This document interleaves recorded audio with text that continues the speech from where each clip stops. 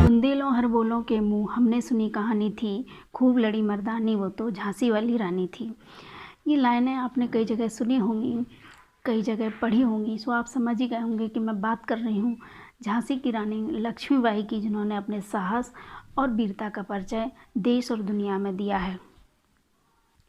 मैं आज उनकी बात इसलिए कर रही हूँ क्योंकि नवंबर का महीना है और इस महीने 19 नवंबर को उनका जन्म दिवस होता है। इस उनके जन्म दिवस के उपलक्ष्य में हम लोग एक उनको श्रद्धांजलि देते हैं, दीपांजलि उत्सव मनाकर उनको श्रद्धांजलि देते हैं। हमारे यहाँ झांसी में उनका जो किला है वो बहुत अच्छा, मतलब उसको डेकोरेट किया जाता है, तो बहुत अच्छा माहौल मतलब पूरे महीने रहता है। कई प्रतियोगिताएं की जाती हैं और कई नुक्कड़ नाटक के माध्यम से लोगों को प्रेरित किया जाता है कि रानी ने जो हमारे देश के लिए किया है, उनकी वीरता की कहानियाँ बताई जाती हैं। लोग उनके बारे में कहना चाहते हैं, लोग उनके बारे में सुनना भी चाहते हैं।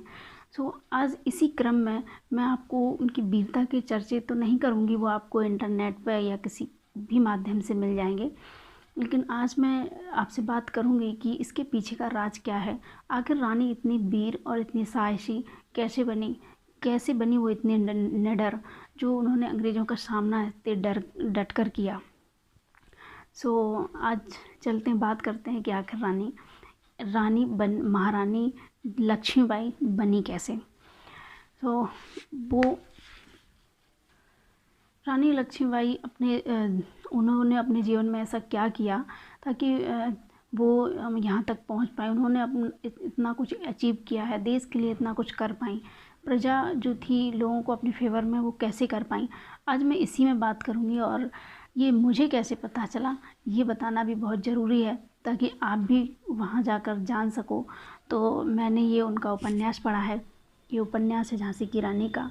इस उपन्यास को पढ़ने में मुझे 1 हफ़्ता लगा है और 1 हफ़्ते में मैंने इसको पूरा किया है। इसको पढ़ने में मुझे 14 घंटे लगे हैं। तो आप इसको ख़रीद कर पढ़ सकते हैं। अगर हमें थोड़े से समय में बहुत सारी नॉलेज मिलती है, बहुत कुछ सीखने को मिलता है, तो हमें इसको ज़रूर पढ़ना चाहिए। इसमें बहुत सी चीज़ें हैं जो हम अपने जीवन में अप्लाई करके और आगे बढ़ सकते हैं। रानी आखिर वो यहाँ तक पहुँची कैसे, उसका जो पहला सूत्र है वो है टाइम मैनेजमेंट। टाइम मैनेजमेंट, वो एक बहुत अच्छा टाइम मैनेज करती थी। उन्होंने अपने जीवन में टाइम मैनेजमेंट को बहुत महत्व दिया है। जैसे कि सुबह वो 4 बजे उठती थी, 4 बजे उठकर अपना पूजा अर्चना करने के बाद फिर लोगों से मिलना, जो लोग उनसे मिलने आते थे बाहर से, उनके लिए अलग टाइम रखा। फिर सुबह का नाश्ता करने के बाद फिर लोग अपनी प्रजा के लोगों से मिलना कि जो योजना चल रही हैं वो काम कर रही हैं कि नहीं। फिर उसके बाद वो दोपहर का खाना खाने के बाद विश्राम करना, फिर प्रैक्टिस करना, अपने युद्ध की प्रैक्टिस करना। और जो वहाँ पे जो और महिलाएं थीं उनको भी वो युद्ध की प्रैक्टिस करवाती थी। तो उनको ये टाइम, मतलब एक टाइम से चलती थी कि ये इतने बजे तक ये करना है, इतने बजे तक ये करना है। तो सब उन्होंने टाइम के ब्लॉक बना रखे थे, तब जाके वो इतना बड़ा काम मतलब मैनेज कर पाई। तो अगर आपको भी अगर आगे बढ़ना है, आपको भी बहुत कुछ करना है, तो आप सबसे पहले अपना टाइम मैनेजमेंट करिए, टाइम को मैनेज करिए, काम के अलग अलग ब्लॉक बनाइए और उन ब्लॉक को डायरी में लिखकर उनको एनालाइज करिए कि हम क्या काम कर पा रहे हैं, क्या नहीं कर पा रहे हैं। उनका दूसरा सूत्र था कि सबको एक साथ लेकर चलना, सबके साथ एक व्यवहार करना, सबके साथ नम्रता के साथ रहना और सबको रूल फॉलो करना सिखाना। तो ये सब चीज़ें उनमें थी, क्योंकि अगर आपको भी लोगों के साथ मतलब आप नम्र व्यवहार बनाएंगे तो आप बहुत आगे तक जाएंगे। ये रानी ने हमें सिखाया। उनका तीसरा सूत्र है कि योजनाओं को बनाना और उनको एनालाइज करना। योजनाएं वो बनाती थी और उनको फिर एनालाइज करती थी, कौन सी योजना मतलब हमारी कामयाब हो रही है या इसमें कोई कमी तो नहीं रही है, कौन सी योजना हम बहुत ज़्यादा कारगर है और रोज योजनाओं के लिए वो एक विशेष टाइम निकालती थी जिसमें वो सारी योजनाओं को एनालाइज करती थी। उसके लिए व्यक्ति डिसाइड करती थी इस योजना को कौन किस व्यक्ति को देना चाहिए, कैसे ये काम करेगी, सब कुछ वो बैठ के उसको बनाती थी। और उसको रोज़ एनालाइज करना, रोज़ नई योजनाएं बनाना, रोज़ योजनाओं में कुछ ऐड करना, कुछ मतलब कम करना, ये सब उनका एक डेली रूटीन था। चौथा जो रूल है वो है खुद को मजबूत करने के लिए वो प्रैक्टिस करती थी रोज़। जब खुद को मजबूत करने के लिए वो इतनी रोज़ 2-4 घंटे प्रैक्टिस करती थी युद्ध के लिए, हथियार चलाने के लिए, घोड़सवारी के लिए, और जो हमारी उनकी जो सेना थी उस सेना को भी वो प्रैक्टिस करवाती थी।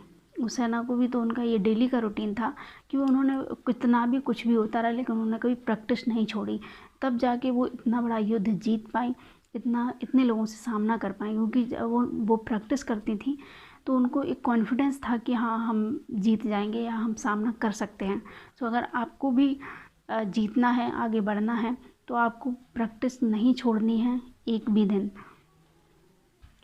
तो सबसे आखिरी और बहुत महत्वपूर्ण रूल है कि वो ये सारे काम तब कर पाई, तब उनमें ये काम करने की हिम्मत आ पाई क्योंकि उनका परिवार उनके साथ में था, उनकी प्रजा उनके साथ में थी, उनके जितने भी महल के लोग थे वो सब उनके साथ में थे। क्योंकि उनका जब परिवार अपने साथ में होता है तो व्यक्ति कुछ भी कर गुजरने के लिए तैयार रहता है और कर गुजरता है, क्योंकि उसे एक आशा रहती है कि मेरे पीछे भी कोई है, अगर मैं कहीं लड़खड़ाऊँगा तो मुझे सहारा देने के लिए कोई है।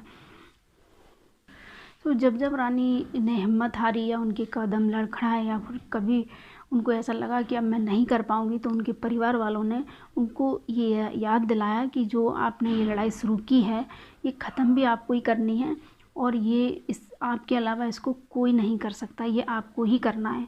और ये सुनकर रानी फिर से एक बार तैयार हुई और फिर से उन्होंने अपने आप को तैयार किया और फिर से युद्ध के लिए लड़ गईं।